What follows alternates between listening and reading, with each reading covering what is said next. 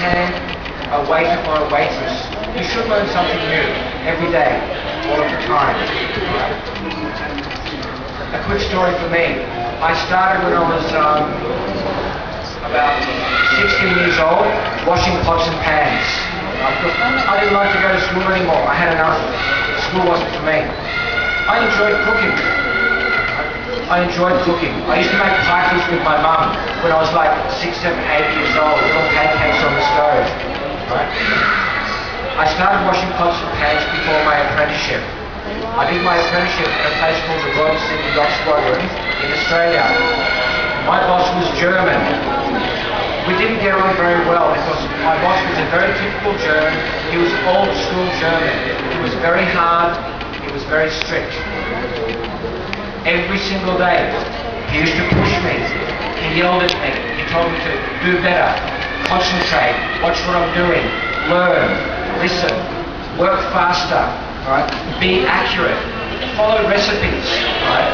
For 3 years of my life, it was absolute hell. It was like my own little Hell's Kitchen.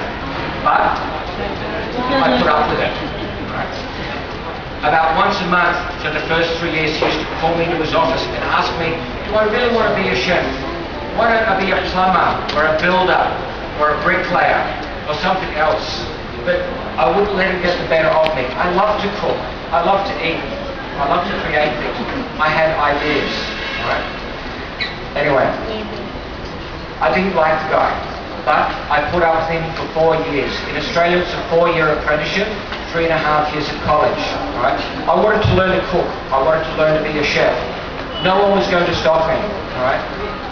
I finished my apprenticeship after 4 years. I still didn't like my boss. I used to hate him with a passion. Right?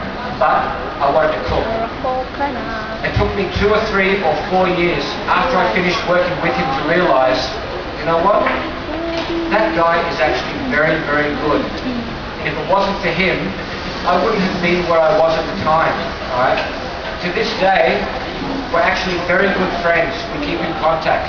I respect him immensely. He gave me so much of a hard time, I never liked it. But now I know why. I wouldn't be standing here if it wasn't for him. You know? Next step.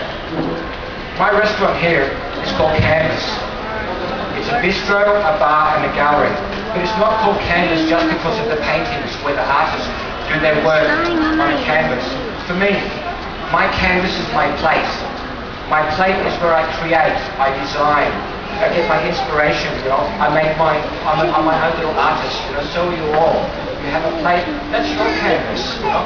Be inspired, create.